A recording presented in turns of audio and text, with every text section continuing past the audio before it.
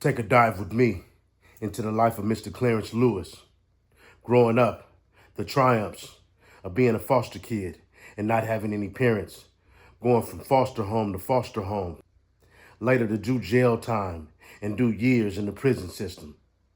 Having to be confined, not know your true identity, not be loved, to only finish your time, get out and have to be a man. What does this look like? The responsibilities of a man to a world so unkind and so fresh. Sit down with Mr. Fly Guy Trucker Boy and Lewis Navigations. What's going on, man? How you doing, man? It's been a minute, man. Yeah.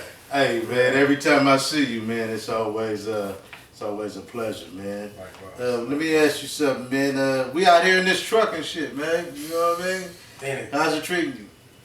Man, look, it's making me better. Yeah. It's making me grow. Where are you originally from? Los Angeles. Los Angeles? The west side. The west side? Los Angeles. Okay. Shit, man. How old are you? 35. 35 years old? 35. Been trucking 7 years now. Trucking 7 years? Trucking 7 years. That's all I've known. Only career I've ever had an idea on or any interest in. My stepfather was a trucker, so it was natural. So it's in the family? It was natural for me to do this, yeah. How was it coming up, man, for you in Los Angeles? Man, look, I say it was the same way we've all been plagued with it, you know, pulled into wanted to play sports, wanted to be a player, wanted to be a banger, wanted to be that guy with the money, all, you know. So where did it start off at? I mean, as far as, let's just say as growing up as a kid, how, you know, you don't have to get too deep into it, but, you know, take me where you know. I'm born right there off of, you know, the Crenshaw exit off that 10 freeway. Right. You know, the Washington section. So what I'm asking is, how was it coming up as a kid? Did you have, let's say this, did you have any influences, anything to look forward to? Nah, I ain't had no hope, man. I ain't had no hope. I ain't had no hope. No man. hope. My father wasn't no guy that really taught me nothing. My mother wasn't really on nothing either. Right. So, I was looking forward to getting enough of a mind to just do what the hell I wanted to do. Right. That's it. Right. So was you a good young dude turned bad at some point in time? Nah, see, my father wasn't I want to say he was a lazy man, but he wasn't about no discipline. Okay. So he let me and my brother just run with what we felt. Right. Do what y'all wanted to do. Yeah, trying to be a good father in that way. Right. Which, just free-nilly with it. You know, you let them do whatever they want to do, and you figure you pleasing them, and everything is good. But really, you know, spoiling it could turn from the worst. Yeah. You can't spoil a young black man in this world. You can't. Right. So, did you have a family life, mother and father? My mother dominantly lived in Inglewood. My father lived on that side over there, but unfortunately I was in and out of foster care. Foster care? Because of they fighting in my mother's lifestyle. Sorry, So I bounced around a lot and was exposed to different types of living and you know, like that. Okay. Yeah, man. So like myself per se, I really didn't get to be a kid. Would you say that was you? Hell no. Yeah, I didn't. Not at all. Yeah, I didn't get to be a kid, man. It's crazy because I grew up taking care of one of my little sisters, man, my little sister, and you know, being a kid, I knew nothing about. Right. You know, I had a couple of little items to play with, some toys and shit like that. You know what I mean? Race cars and, but you know, that was during the time where you got a few clothes, right, and you wore them clothes. Right. And you didn't get nothing else until you know what I mean? Right. Yeah. You know. Toys wise, you had the toys that you had, and you wasn't getting nothing else. You know what I mean? Right. And you just had to, you know, deal with what you had. Before it's like really playing or having a childhood, no, because you know, too busy growing up too fast. Right. Growing up around people that was, you know, it's different. It's different for everybody, but you know, I was around people that just was always gone. Right. You know, or abusive to the point where I didn't want to be around. You know, I didn't want to come home, didn't want to see home. You know what I mean?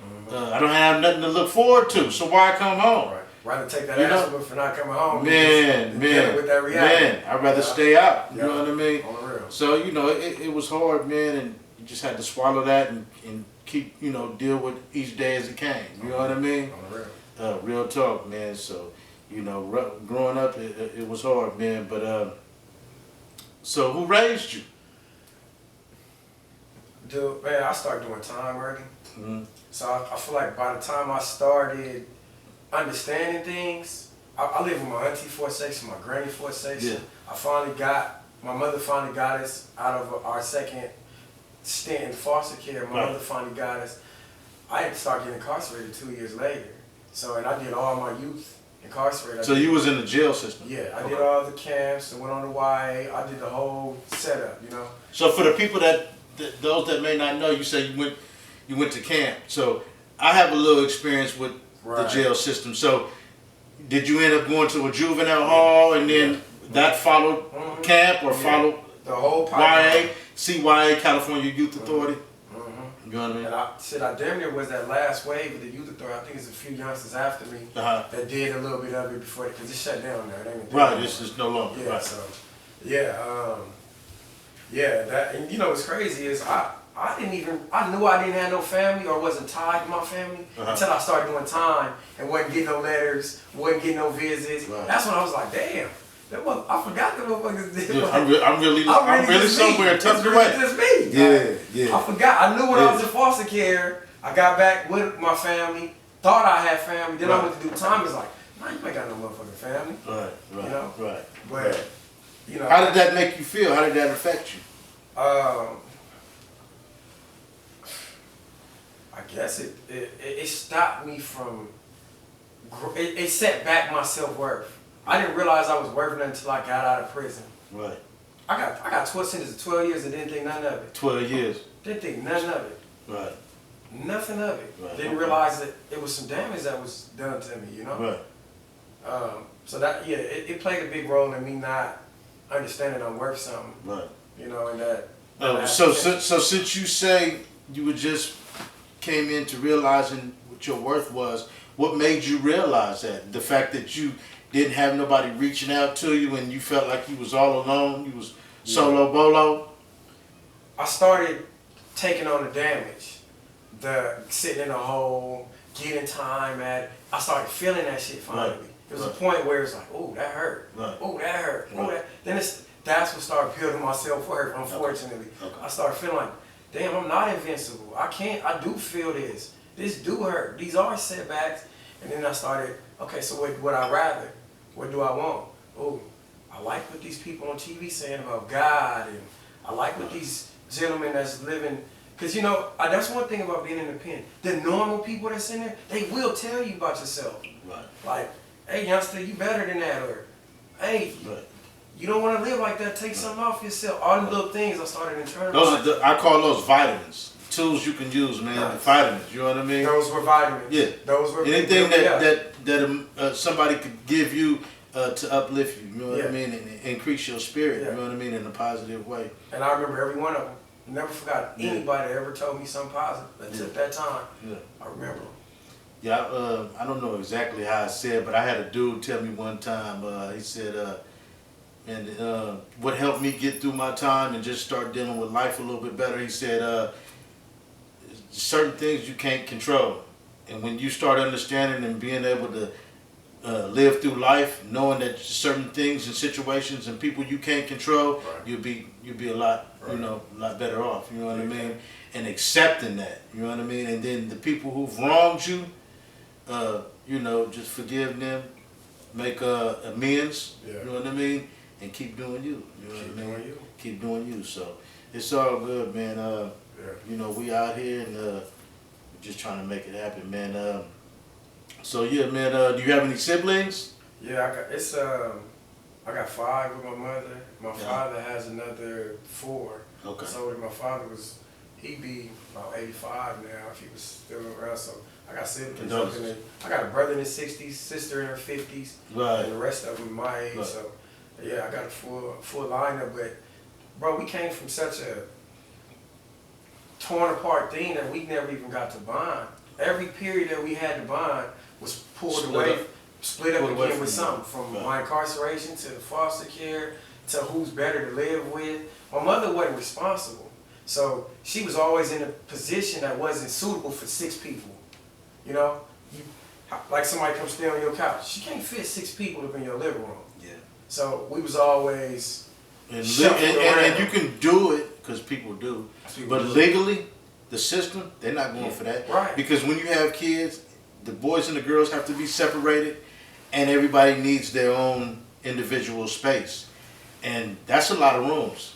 Do you know what I mean? But it's a mess, bro. Sitting, like, come on, man. Sitting in there, it's 6 of us sharing this. We sharing, you know, it's a mess, man. And a kid need to be able, like you said, be a kid. Right.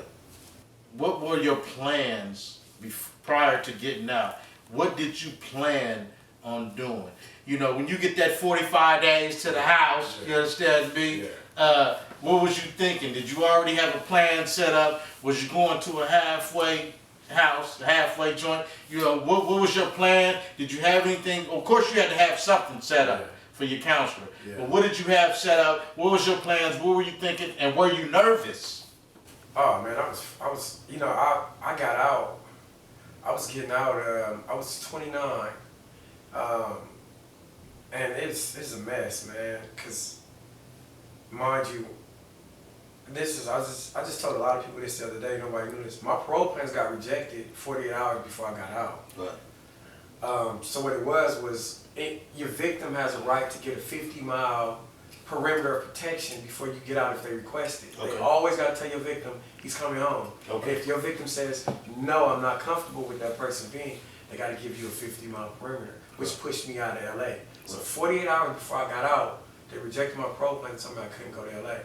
So they told me I had to check into Victorville parole office, and I'm like, what's this about? They're like, your parole plans got rejected. They wouldn't even tell me. So what made them choose Victorville? Do you know? No, don't even know.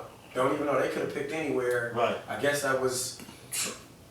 I don't even know, but yeah. But that's IE. That's in the Empire. Yeah. San Bernardino County versus where you came from. Yeah. No, versus where you came from, which was Los Angeles County. Yeah, I wasn't to step foot in LA. I went to the parole office, met with this woman, and it's crazy. I was sick about it, 'cause that just threw off all my plans, man. I didn't know what to do. I had one cousin that just moved to Moreno Valley. Who's gonna drive me around? Who's gonna what? I don't know where to go or nothing, but I had to make my mind up right then and there, like, all right, I'm gonna do what I gotta do, which is I'm gonna be in LA. Yeah. But I'll show up how I gotta show up. Back to the wall. Your back was to the wall, in other words. It left me no choice. No choice. And that sister knew. My parole officer, when she told me that, she like, look, we doing all this talking, all I know is don't go over there. Yeah. All right. I did what I had to do. My wife, we got an apartment in Rachel. We was living in Culver City at the time. Culver City? Yeah. Yeah, I love it. We moved to Rachel Cucamonga as soon as we could, and that made me fine with parole, and I got into trucking. Trucking was my plan. It was my plan. I knew it had a ladder, unlike anything, where a man could get into this, and he can grind and go as far as he want to go on his own. Did you hear about trucking? Did you have any people's? I know you said it was in your family prior to, but in the pen, in the prison system, in the jail system, did anybody discuss trucking with you? Did you have any programs or anything? Nah, it was nothing. Was it on your mind? It was on my mind. It's only I've only been exposed to one person in any kind of career in my life, which was my stepfather. He was a truck driver. Got it. So thinking about making money only came down to trucking. Right. I had a girlfriend at the time out of San Diego that used to do calling the companies to see if they accept me for training when I got out and all that. But other than that, it was all imagination. Okay. Yeah, it was imagination. So fast forward. So now you getting out. They didn't hit you with this horrific news, and you trying to figure out, what's going on, what I'm gonna do, doom and gloom. So now take me into your world now that you're out and you enter in society now. Yeah, I got straight to it, man. I got my, I'm not that kind of guy. Like, doom and gloom, it just is what it is, man. If that's just what it is. Right. I'm living and I'm gonna live. There you go. in any situation, I'm gonna do the best I can. Man, hey, I'm gonna do mine. Come on, man. Come on, man. Come on. I'm gonna do me. And that's how I feel. You know? Right. Yeah. I pride myself on that. Like, I'm gonna do my motherfucking thing in any situation. Show up and show out. Look, I remember going back some time. When I found out my mother passed. Sorry to hear that. I'm sorry to hear that. Thank you. California had just started sending brothers out of state to the mother prison. To other pens. Yeah, I was sitting in Arizona. I remember that. We was in a brand new dorm. It was a gang of essays, bro. It was like 90% essay. It was me. It was a brother from 60s and a brother from Grave Street. We sitting here arguing with these people about how many showers we get, how many tables we get. Right. We politicking like a motherfucker with them. We gangbang politicking. Right. All this bullshit. Right. Meanwhile, my mama just died and I'm dead in here. I'm gone. Yeah, your mama just passed away? My mother passed. Yeah. But can't nobody understand that right now but you. So it's like, I'm where I'm at, in the environment that I'm in. Everything is bad. Me and these brothers ain't Seeing like we supposed to be. Right. We up against it, like I said. Every time we come out these cells, a Mexican is in our showers. It's something that ain't supposed to be that we gotta go deal with every day. Meanwhile, my mother just passed. I'm sitting there like, damn, ain't nobody wrote me about it. It was a mess, man. But I gotta be in the moment. Yeah. I'm in the moment. What you gonna do, sit and cry about it? What you gonna do, sit and cry? I'm gonna go in there and cry when I can, but then I'm gonna come out here, do my workout and do my program. But likewise, coming home, it was another hell for me, but that's what made me, man. What? Like, I stand here right now, a father, a husband, a successful life. In other words, you talking about yourself. Yes. Yeah. I got life on those terms that I wanted on. I got life on. I own my home, I own a business. Every day I get up knowing I got all the options in life that any other, I got the same options as a millionaire. Every day I know that. Hey, you got the same, what we say, you got the same time as I got. So, you got to utilize it. You know what I mean? And if you don't utilize it, you out here making an excuse. If you don't, you just didn't. Right. Fuck everything else. Bro, I was a foster. Foster. I ain't have nothing. I had no advantages in life. You was a foster kid. Nothing. Yeah. No advantages in life. I ain't got no education past the 8th You know what, grade. see? It's crazy, man. Listen, man. I knew a lot of foster kids coming up, I'm an older gentleman, we ain't gonna say, but I knew a lot of foster kids coming up, man. Remember McLaren Hall? Yes. Yeah. And they had a couple of other places around the area, man. But I've been around foster kids. I'm not per se a foster kid, but I am a person who came up with foster kids, being in the neighborhood, being in the hood, in the area. And I came up around a lot of foster kids, so I can relate because I've been around them. I love them. You know what I mean? I had some cousins that was fosters. You know what I mean? So I can relate. You know what I mean? And that makes for some of the most beautiful people, man. They fight. They struggle. You know what I mean? A lot of foster kids, they could be anywhere doing whatever. But I've seen a lot of foster kids, a lot of foster people come up and make something way greater of their situation, man. And it's a cold testimony, man. It's some heartfelt shit. Yeah. You know what I mean? I went back and I spoke with my foster parents recently. I think I've been through 3 different foster families, and I was just telling them, like, they exposed me to every bit of decency that I felt like I experienced in life. They were homeowners, they were business owners, they went to church. All of that I only got from them. So now the life that I have right now is fashioned after what I saw in the foster home. Right. I own my home right now. So it did good. It didn't make it to where it was in vain. It did. If anything, it showed me what could be. It showed me what could be. I was empty. I was destroyed in that time, not understanding why I was there. Right. Like, why couldn't nobody? I just got family. Why nobody out of my whole family pulled me out of this? Right. Every day. Right. My dad, my granny, my aunties. I could never understand it. It's to this day I don't get it. But let me ask you something. Example on me. They left a good example. Your relatives, they never tried to pull you up out of it. Was you think that because they were so dark and deep, stuck in the same They couldn't see nothing. They didn't have it in them to help you. They couldn't reach out and help you because they was already drowning and they didn't know how to save themselves. They was living in a 1-bedroom apartment. It was about 15, 42nd and Normandy, right on the corner. It was about 15 people in one apartment. When I got out of the foster, I don't even know how this was possible. When I got out of the foster, when they released me to my mama, we was on somebody's couch. You would think it's standards. They just let me go. So no, wasn't nobody doing well enough to give me a life. No. And even as a youth coming up, man, and you subjected yourself to being in the system, not the foster system, but going, incarceration. I believe now, dreams come through exposure to something. You've seen something, you heard something. Well, what I was exposed to, there was nothing to dream from that. So, I wanted to come out of that all out gangster, undefeated. I wanted all that bullshit a young lion would want. So I had no dreams.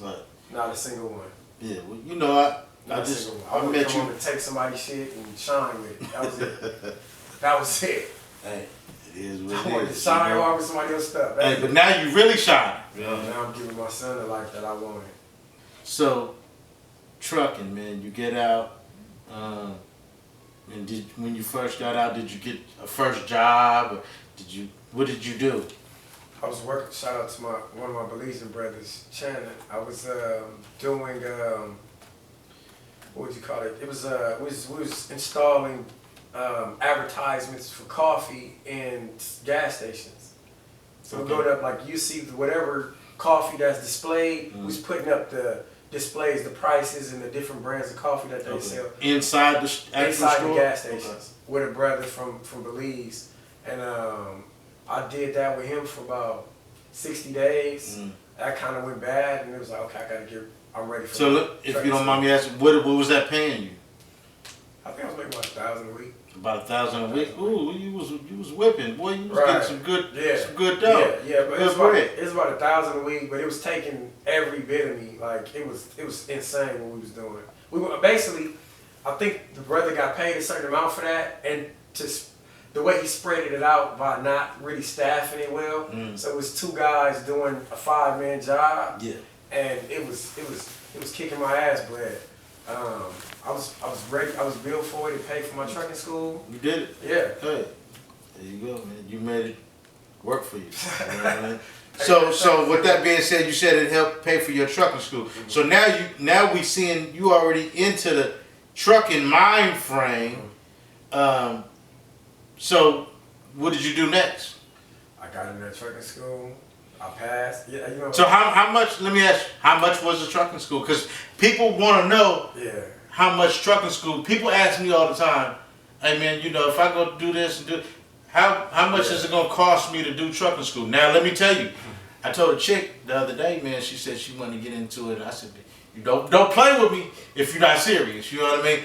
But I got a school, man, out here in the IE, man. It's about $2,200, $900 down, and then when you finish, you owe the rest. You pay the rest. And it's about a 2-3 week course that will give you an additional amount of time if you need it. Yeah. But I mean, you can't beat that because, man, when I came out looking to go to school for trucking, it was anywhere from $4,000 to $6,000. Yeah, I've seen a lot of bad deals, man. It's a ripoff. It's a lot of ripoffs. They have a program to where, I don't know if it's EDD or as far as unemployment office or where you get your county money from, your food stamps and all that. They have programs to where they have assistance with getting people their license and sending them to school for free. It's a program. Nice. You know what I mean? I had a cousin that did it. He got out of prison and signed up for the program. He ended up getting his license, and he's on the road. But so it's ways to do it. Taking advantage of that stuff like that, for real. Yeah, it's ways to do it. You know what I mean? Another thing I was thinking, we gonna talk. We might need to come together and get us a trucking school going. But yeah, like you said, we'll get into it. So, you end up getting your license. You said how much was the class again? It was 15 or 1800. I don't remember. Oh, that's good. Yeah, I think I. And that was out of Los Angeles. No, that was right here. I was in the Okay. It was like somewhere between right around Chingo somewhere. So how long ago was that? 5 years ago. 6 years ago. 6 years ago. So when you got your first job, okay, let's say you did the school, and you done did the training, which is the school, and now you ready to go to work. How do you go to work? I mean, what's in your head now? How do you find a place or people that's going to accept you with no experience? Yeah. And you got this new license. I started out backwards because I thought that just getting some trucking company to vouch for you that you've been working, you good. So I was working with one of my buddies, one of my OGs from when I was younger, with him, and I'm thinking, okay, he can vouch, and they'll take that as trucking experience. Right. But I filled out all these applications. Everybody was calling like it's good. I ended up with KKW, and they got me rolling. KKW out of Pomona, California? Yeah, they got me rolling, sent me OTR. Hey, I met a dude. I was coming down from Utah, and I was at a truck stop, man, and I met a dude named Tripper, black dude, man, and he was real cool. He was like, man, you know, if you want to get in, man, the next best spot, man, is KKW out of Pomona, California. But, you know, when you say that name, that's what it reminds me of. That was the first person that I met. Real good dude, man. But that was decent. Man. Yeah.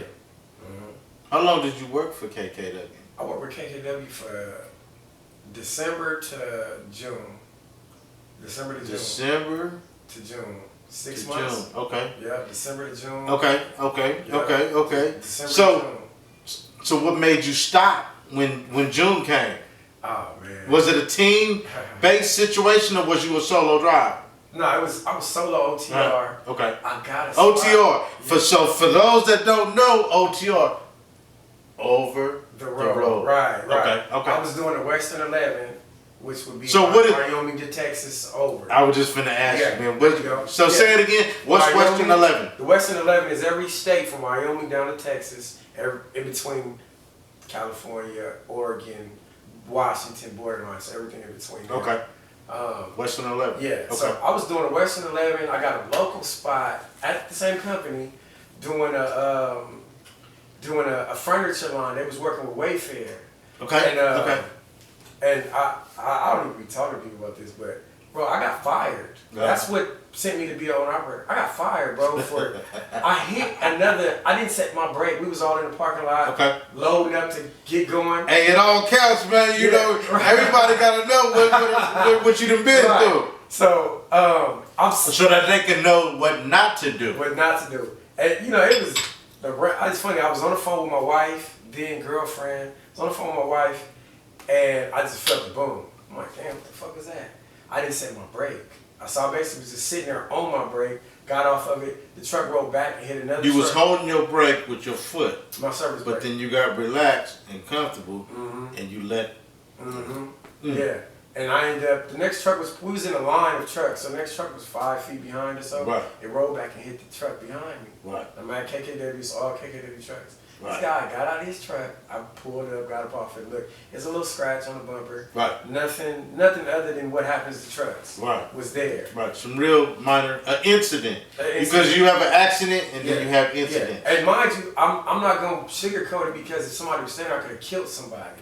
So it was a very bad thing. You're not gonna take it lightly in this. Right. Yeah, it wasn't a light thing. I could have killed. If someone was there, someone would have died. Right. But it wouldn't happen like that. I happened to just hit another truck. I pulled forward, went look, nothing. Some damage you can't even just really see unless you go look for damage. Got it. I get it. Got out of his truck, went and told them people, they fired me. Right. Yeah, they fired me, and you know how many situations I've seen like that, especially from rookies. Right. Yeah, but you don't know, so you live and you learn. You live and you learn, and the seriousness of trucking, everything can be deadly. Yeah. You can kill somebody with them things. Yeah. It's a lot of weight. Yeah, so I appreciate the moment for what it was. It was devastating for me in the moment. But it could have been worse, so that was a teaching moment. Teaching moment. Yeah. Man, I got home, they done fired me. What to do now? When she left work, they gave her a check. They owed her a lot of money for overtime and other things. Right. I took that money, bought a truck, and was out of here. Okay. It was out of here. I ain't stop moving. So that's when you decided to be your own boss. Yeah. Okay. Yeah, and even then I had to be pushed because for some people, I don't know, everybody different. For some people, that's a tough thing to take on, and I was, mind you, I'd only had 2 jobs in life. Right. Prior to your system. Doing the ads and then trucking. I had no work experience, nothing. So, okay, your incarceration. Prior to your incarceration, you never had a job. Never had a job. Okay, so you do your incarceration, you get out, and these are your first 2 jobs. First 2 jobs. Did about 60 days over here. Did my trucking school. Got right on the road. That was it. Okay. So I had so the world was upside down for me. Had there been anybody that had, was there anybody that spoke to you prior to about being your own boss, or what it would take to get your own truck and start up your own business and have an LLC and all that? Yeah. Was there somebody that had spoken to you about it? Yeah, there was. I had a buddy that had his own setup and everything, but I didn't believe in him because he was just sending me all over the place. It seemed, and nothing was working. Right. Because I had already prior tried to buy a box truck, all kind of stuff following this dude's advice. So you was trying to do the box truck thing. I was trying to just go into entrepreneur. I was trying to just do whatever you could do. Yeah, I was trying to level up in trucking. And I'm pretty sure somebody had already spoke to you, box trucks, and the box trucks, they doing their thing. I'm taking nothing, but that's where you started. Your mind was in a box truck. Like, okay, go the next level. Instead of buying my own rig, buy a box truck and go. It wasn't working. I couldn't even get a solid deal on the trucks. I got that out of my head, and I'd say my wife was the one that fully was like, yeah, let's buy that truck and take off. You know how to drive now. Let's buy that truck and let's take off. Right. She started my company. So now you're looking for a big rig, a semi truck. Found that easy. Right, you got that. Okay, and she didn't convince you that that's where it's at. Yeah. Not convince you, but motivated you. Every man needs a good woman in his life. You know what I mean? She was all of that. She was all of that, man. She started my company. As a matter of fact, I had my truck before we started the company, and I was getting loads from my buddy. Okay. We didn't like how that was going. The deal I was getting with bro, the percentages, we didn't like it. Okay. She started my authority, and we took off. So you got your own authority. Yeah. Okay, so let me back up a little bit. What year was this? This was 2018. 2018. How much were trucks going for at the time? And excuse me, how much were trucks going for at the time? And what kind of deal did you get on the truck? Or did you get a deal? I can't recall what trucks were going for. I'd say they were what they are now. You get a truck about 500,000 miles, about 40K, 60K. Okay. I just asked, I'm going to give you an example. I had a buddy, we're just going to call him Jay. And when he got into the game, it was around maybe 2020, at the end of 2019. And he got a truck for about $34,000 day cab. And the same truck that he had for about $34,000, that same truck was going for $50,000. Yeah, I maybe remember like that. 2 years later. I remember that. Yeah. And I got paid during that time. My first truck I got for $16,000, $16,999. Yeah, $16,000. Was it a day cab, sleeper? Day cab. The Mac that I've always, did you see me? Okay, a Mac truck. Yeah. Okay. I got it in for 2000. What year was that? 15. 2015 Mac truck. I got a 2015, so my truck was 3 years old. It was 500,000 miles on it. 400 to 4,000 miles when I got it. Okay. That's still new for those that don't know. 400,000 miles. That's not a lot of miles. Semi truck go up to $1 million. You're breaking it in, man. Semi truck go up to $1 million. You want to start getting sketchy with it past about 600,000 miles. That's when you kind of want to second guess that you want such a truck. So yeah, my wife found that again doing her homework. Some broker had called her like, hey, there's a company that just got liquidated, got a bunch of quality trucks, but again in the liquidation, they can't just put any price on it. The bank got to take what you owe. So dude had, let's say, 10 trucks. He probably owed 160 grand. They had to split them up for that 160 grand. Right. So I got my $16,000 truck, and I went crazy. I went absolutely nuts through every phase of trucking that's been since then. The pandemic, just after the pandemic, I had a second truck. So you was working during the pandemic? The whole thing, never missed a beat. Yeah, I got a second truck during the pandemic. It didn't go so well. It was another Mack day cab. I got that for 18,000 something. It was a Can I ask you a question? What made you, not made you, but what made you want to choose Mack? Is that like your most favorite type of truck? Nah, the price. The price. It was the only truck So in that price. it wasn't about the name brand. It was about the price. What type of engine did you have? It was MP7. MP7. MP7. Did it give you any problems? I got every problem that truck could give you. I've been through with that truck, but you got your money. Yeah, Work. I built my life off. And I just asked because you know that's this. Yeah. It's a whole other topic. Yeah, I built my life off that truck. Yeah, no, it's everything that could go wrong with that truck has, from the transmission to every little airline. Everything's going wrong. But it did its job. Yeah, I favor Mack. And I prefer Mack over anything. So right now. is it Mack Volvo? Yeah, same thing. Okay. Same company right now. They sell under Tech Equipment. Okay. Yeah, Tech Equipment and Volvo. But Okay. that's the truck of my heart right there. I want Mack over anything, any day. There you go. On the real. There you go. Hey man, ain't nothing wrong with some Mackin. Mack, for real. You getting these loads? How are you getting your loads? That's what I want to know. At that time, I was basically signed up under my partner's authority and was getting loads as an employee of his, basically. Right. An owner-operator signed on to him. I think I was giving the brother probably 20–25% or something. Okay. Yeah, and it worked. Right. Yeah, it worked. Right. It worked. 25% at that time? Yeah, it was. And it was, you laugh, huh? You had to laugh. Kind of steep, huh? Yeah. But hey, you went with it. You know what I mean? It worked, man. Was the work consistent? The work was consistent. I say the downside to that was that brother didn't know freight like that. Right. So he didn't know enough to tell me don't do those loads, those are bad. So I was doing freight that wasn't working for me, that was leaving me in that.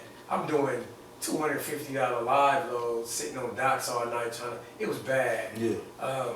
But yeah, that percentage was offensive. Yeah. Which pushed my wife to hurry up and get my authority, right, so I can get from up under that. And probably start getting some knowledge as well. Too. Yeah, on the real. You know what I mean? Because ignorance. Yeah, it'll leave you a victim. Yeah. It'll leave somebody victim because there's people out there that pray up, they looking for those all day. Yeah, and that's life in general. In everything. Every aspect. Somebody looking for a guy that don't know no better. Yep, they gonna whoop you. They gonna whoop, they gonna clean up. Yep. They trying to make their year off you. Yep. They make their life living off you not knowing something. You gotta know what's in the deal. Is this a good deal or is this bad? My trucking went from I was making 1,000, sometimes 1,100 a week, to in my own truck making 35 to 4,000, 3,500 to 4,000 a week. So when you say what you was making versus being in your own truck, you saying what you were making initially in somebody else's truck, which is 1,000, versus in your truck, and now you go to say that you were making what in your truck as an owner coming out? Between 3,400 and 4,200, 1,000 difference between 3,400 to 4,400, something like that. Yeah. So anywhere from let's just say $3,000 to $3,500 a week. Yeah. Yeah. Give or take. Big difference. It was I'd say about times 4 was the difference. But again, what's in the deal?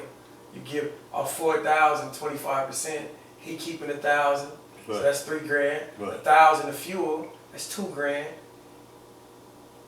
Right. I don't know where I picked that up at, but there was a point in life where I figured you're gonna go further dealing with people, especially your people. But I'm a natural at networking, so that was a very big part. But my mistakes, I learned from my mistakes. Every year I've adjusted from you don't gotta figure much out if you just look at what you did wrong. Right. And we learn from our past. We learn from our mistakes. Right. You know, I learned find a good mechanic that's gonna get you in and out. No matter what that maintenance costs, go get right to it and put it back. Yeah. I learned from certain loads with all that deadhead and how long these loads are taking you, and more expenses versus less expenses. I've just been learning and adding and subtracting things, you know. And trucking is that thing. You're not gonna go anywhere just off how much you can hold that pedal. And trucking is that thing. You're not gonna go anywhere just off how much you can hold that pedal.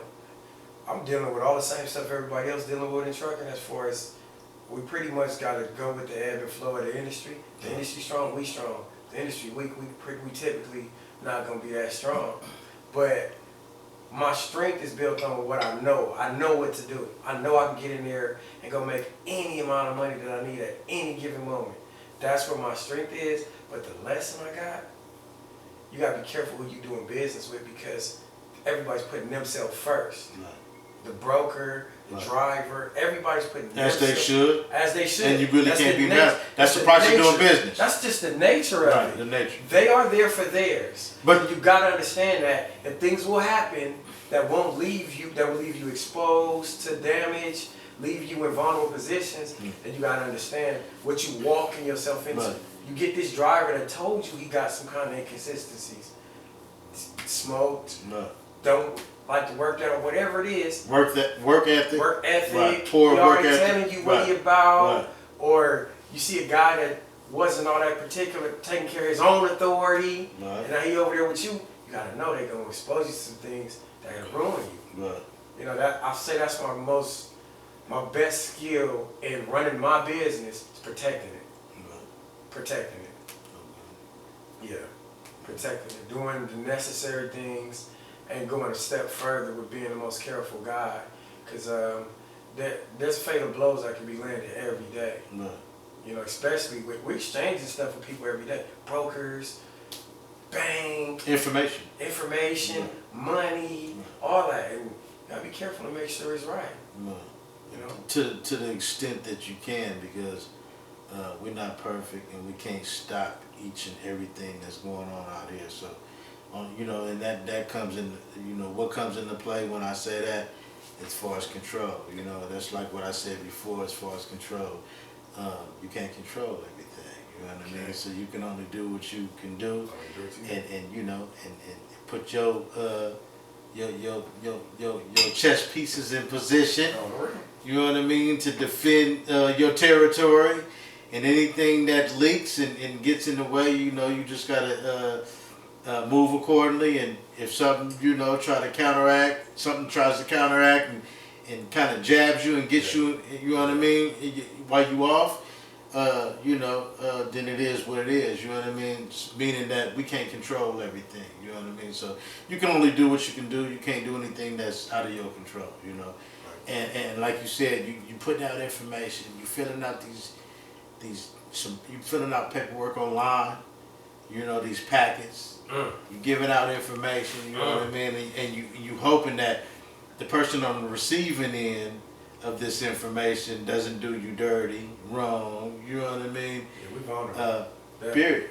Definitely. You're vulnerable, and that's the only way you can get ahead just in life.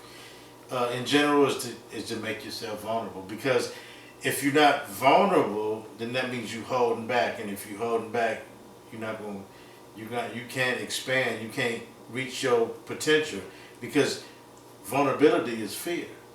You know what I mean? And if you operating in fear and you holding back due to that fear and not making yourself vulnerable, you're gonna lose, because life's a gamble. Yeah. Trucking is a gamble, business is a gamble. Yeah. It's all a gamble. And if you're not willing to take that gamble, then you'll never know. You know what I mean? I see that a lot in people. I like to listen to everybody's. My circle, I'm surrounded by truck drivers, owner operators. Right. And I like to listen to everybody's plan, because, you know, some of them are very advanced and some of them are stuck behind. And a lot of times, the plans are stuck behind is people refuse to budge because they're afraid of how bad it can go. Or they like that they own something and rather not go off into something else, not knowing if that's profitable or best for them. You know, just this last year, I lost my biggest contract. We've had a rough year. I actually have never quite gotten any advancement this year. I haven't gotten any further than I've been this year. I pretty much held my margin. Balanced out. Yeah, yeah. And I've made good money. Probably, I've personally trucked better than I ever have. Right. It ain't added up better. Right. I get it. You know what I'm I talking. get it. These other people, they need to get it's the difference. Yeah. We can truck harder, we can do better numbers. I don't mean you getting better numbers, really. Right. We was on to something when they was talking about the law change, that we had to see the rates. What is it, transparency? Yeah, the transparency. Yeah, we was on to something. They squashed that. That really could have been a big thing for us, Right. knowing there's 2,000 on the table. Right. Because it happens. There's 2,000 available, and a man sitting there talking $400 with a broker.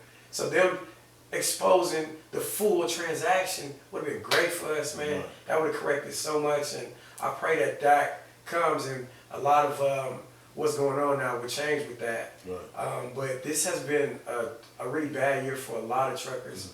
Well, you know, a lot of people, a lot of truckers, man, I've seen them complain. What is that gonna do for you? Yeah. You know, and then, you know, hey man, I've been trying to work with a couple of cats on several occasions, and they so comfortable with what they doing, and like, oh no, we don't want to do that. They done threw in the towel, right? Yeah. So peep game. So they done threw in the towel. Things that got rough. They done gave up their truck, so the repo man that came to get it, right? And then later on down the road, they looking at me like, man, you still doing? You still going? Right. Yeah, I'm still going. Now they want to pick up the towel again and give it back. No, it's too late. It's a disaster. It's sad. You know? But I think, and let me take an attempt to educate somebody just getting in or in any stage of trucking about what happened this year. That AB5, it was such a blow that even guys that was doing a lot better than me in trucking got hit so hard. For instance, a man could have, under AB5, a man could have 10 trucks. And the way he was keeping them trucks moving was through contractors. AB5 came through and eliminated the bridge to work with them contractors. A lot of guys had 10 trucks sitting there, nothing to do with them. You can't exactly, another thing, you can't exactly just hire guys to drive. I saw somebody on Facebook today who was like, why truck drivers always want guys to work as contractors? And it's like, you don't even know, bro. We got to pay workers' comp, insurance, all these things that make it ain't profitable at that point. Right. You know, so a lot of truckers got put into such a bad position that they couldn't, and they had to throw in the towel or go another way. And unfortunately, I hate to imagine that, because like for me right now, oh God, that would be disaster. So I hope their next move was best for them instead of collapse. Right. But it's been that kind of year, man. Yeah. I remember when the 85 passed, a lot of dudes was like, so what do I do? Because every time I hear a new trucking law, the first thing I'm thinking, damn, how does that work? Right. How does that affect me? Right. And you have to know. We have to know. What they say, ignorance isn't a defense in law, in business. It's not. The law is the law, and you got to be doing a certain thing, or you gonna suffer. Anything. Yeah. You know. And well, I didn't know. Well, hey, you still going to jail, buddy? You're done. That's that. Oh man, you don't get a pass on ignorance. Nah. Man. No, you know, that's crazy. But hey man, cause I still ain't had nobody advise me on nothing with AB05. Like, I'm still looking it up and finding little things like the transparency thing. I just found that got struck down. Mm-hmm. Why? I can't imagine why they would do that. Man. You know, like what a shift that would have been, man. They say California is 75% small businesses. That'd been great for us. Let me ask you something, man. What do you think about the electric vehicles, man? Autonomous trucks. It's two things.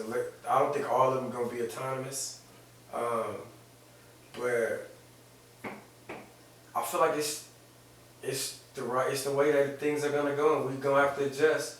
You don't think that it's gonna be a safety issue? You don't think that it's gonna be do you think it's going to be a lot of hazards and disruption because of these type of vehicles that they're trying to I believe so. push out here? You saying like autonomous without a driver? Yeah, yeah. Even electrical, you can only keep up so much. You got to have all these charging stations and stuff. I only have really considered that what electric vehicles would be like. An autonomous thing, it don't really make sense to me. Especially, but you got to keep. You can't this country can't be all about us working and then keep finding ways to put us out of work. Put us out of work. So I don't think that's gonna be. Yeah.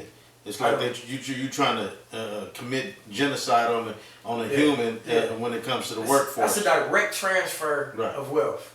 That's a direct transfer of wealth. Those that can afford the autonomous trucks, which is going to be the absolute richest people, putting guys like us out of business. That's a direct transfer of wealth. Dropping us down and sending money upward. I don't see it really working like that.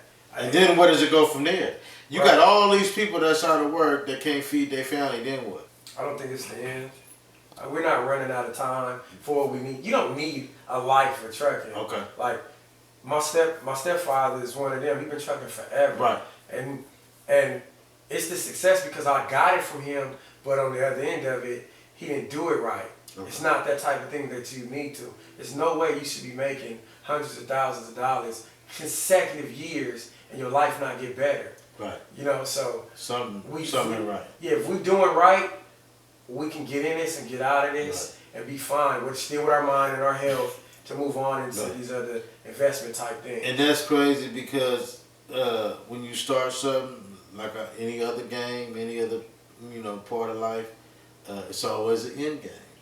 It's always an end game. You should always have an end game. No matter what you do, when you start something, you always want to have an end game, man. And if you're not looking forward to having an end game, I don't know what you're doing. You know? Right. You ruined. Yeah. Shoot. Yeah. Straight up, man. You start something, you want to start with a plan and be the woman or the man, and then you want to also execute with an end game, and that's just anything in life, right? Man. You got to do that, man. I always say, man, you got to keep your hands in the cookie jar. Yeah. You know what I mean? Yeah. It's definitely, it's a million ways to get paid, and it's a million ways to skin a cat. It is, and the more ways it's coming in, the better off everything gonna be. So I want to know, man. What has trucking done for you?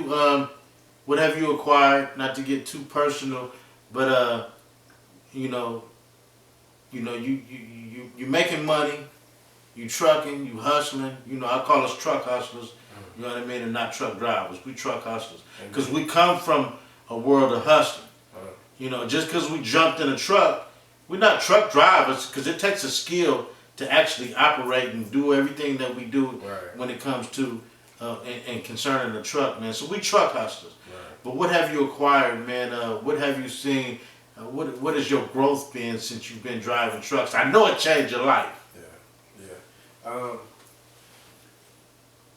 In anything, you don't need a lot of money to invest in anything.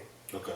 Trucking has put me in a position where at any given moment, I'm ready to get into something else as far as an investment. Right. I'm making enough money to make a life-changing investment. At any time, stay in it, keep investing in things. Right. It's done that. It is that opportunity.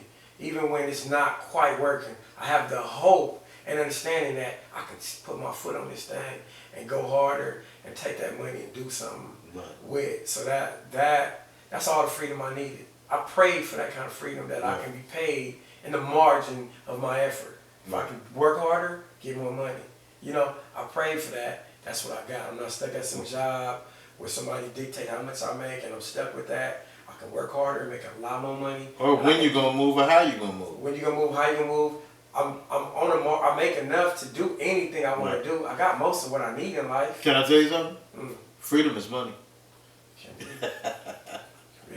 Freedom is money, man. It can be, especially when we need stuff. Every man can get up in trucking. Let me ask you, have you ever been in a position where you didn't have and you wondered, well, damn, how I'm going to get this and do this? But now to be in a position to have it and not worry about it? Right. Yeah. Yeah. And again, it's better to have and not want than to want and not have. Yeah, and know you got a path to it. In trucking, we got a path to everything. Right now, a motherfucker be like, next year I want a house. You can actually every month plan your way to it. You can say, okay, I gotta work this much every month. And at that point, I will have my house. You can't do that in other things. You can't really do that. Have you ever been in a position where you had a car broke down and you didn't know where your next dollar was going to come from to fix your car or how you was going to get around or get your family around? Bro, before trucking, me and my wife was getting payday advances. Right before, maybe while I was in trucking school, she was only on working. They moved to Rancho Cucamonga, our bills were more than they've been, and they still weren't nothing compared to what they are now. We were getting payday advances, which was, I think, $200. And they were getting like $45 or $60 in tax on that shit every week or every other week. Right, it was probably every week. Yeah. So we was like all the way to the dollar, man. Like we wasn't really holding it together, man. And that shift in the trucking, it did it. It did it, man. It ain't let me down yet. That's extraordinary. It ain't let and my life didn't. Like I said, I got most of everything I know I need. I have. Right. I have. I'm working on the shit I want now. Right. It's a difference. It's a difference. What you need and what you want. It's a big difference. How your kids doing, man? You got some kids, huh? They sitting there, they being kids. They being kids. My babies, they play all day. Right. My son, he do what the hell he feel, you know? Okay. Like, God has blessed us to be able to, do it. And that's the other thing, too, about trucking.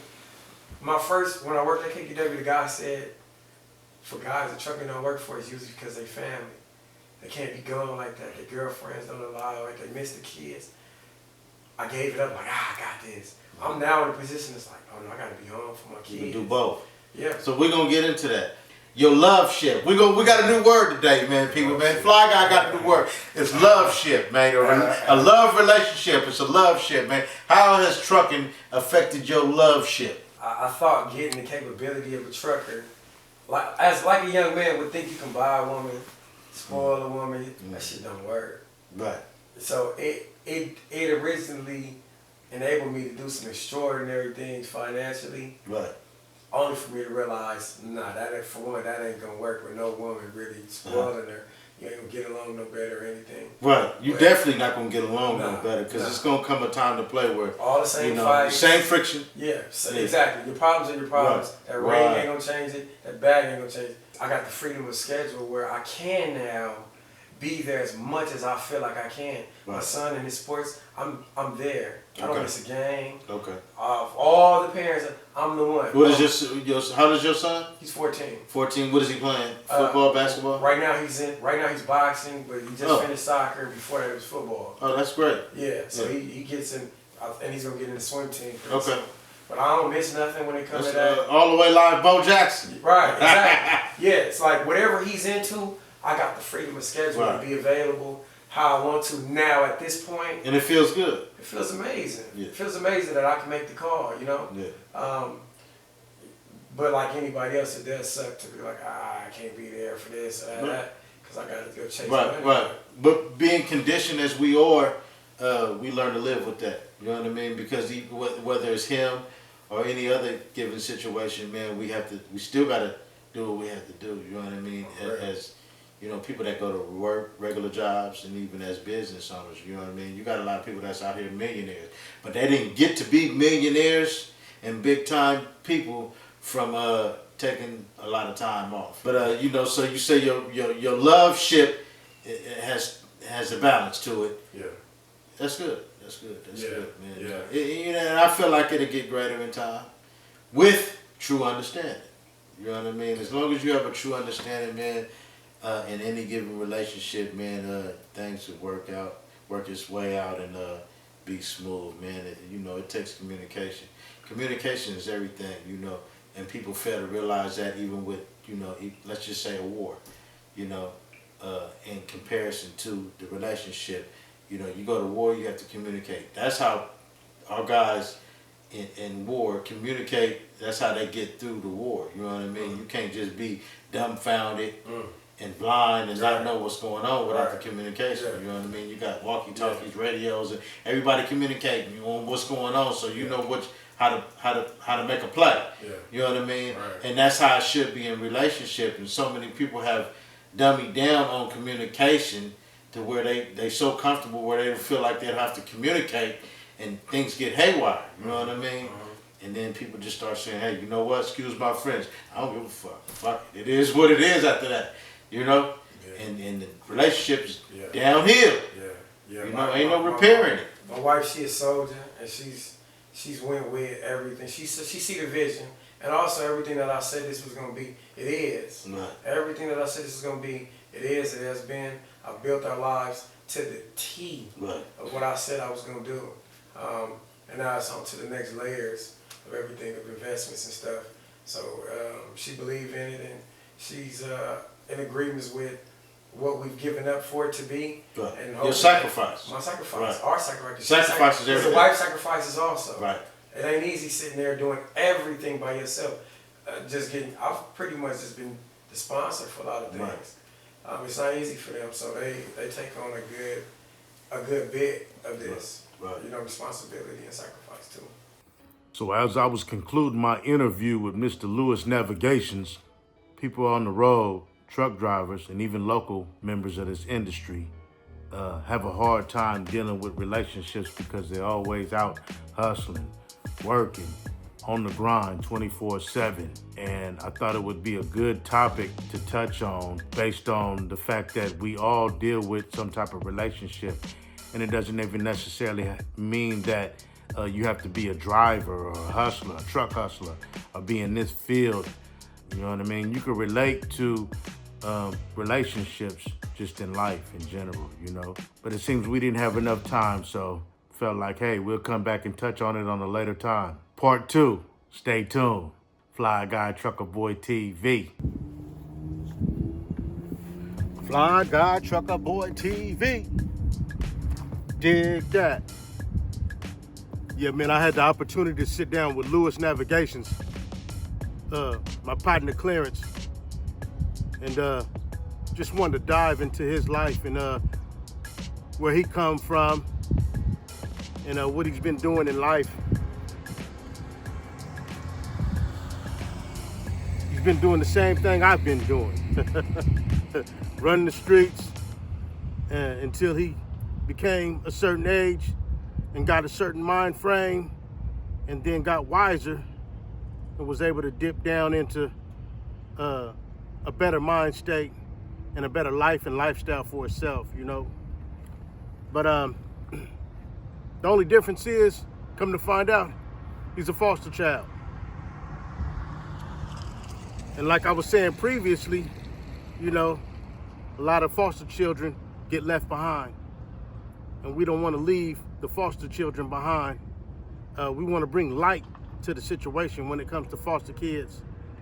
Some turn bad, some get worse, and some make something different and better out of their situations, which I've seen more better than worse, honestly, myself. But, you know, the conversation between me and Mr. Lewis, great conversation, and I enjoyed it. And I look forward to many more conversations. So, hey man, I just like to dip into the lives of other people, see what they're going through. See, it's not just about trucking. It's about life in general, you know. Trucking just plays a big part in it, but it's about life in general, and I'm a life type of person, you know. Just so happens I truck, he trucks, and there's so many guys out here that do the same thing that we do. And I want to tell the story, whether it has to do with trucking or, you know, the components of trucking or the lives of the people doing the trucking, you know. So it's all good, man. I challenge anybody to step up to the plate, have an interview with me. Let me find out what you're going through, what you've been through, and how's this trucking change your life? What has it done for you? Did you ever think you'd be a trucker? A truck hustler? I never did. But you know what? It did change my life, and I have no regrets. So from this day forward, man, we just gonna do what we can do, be the best we can be, try to change for the better, and help change other people's lives. Fly Guy, Trucker Boy, TV. Dig that.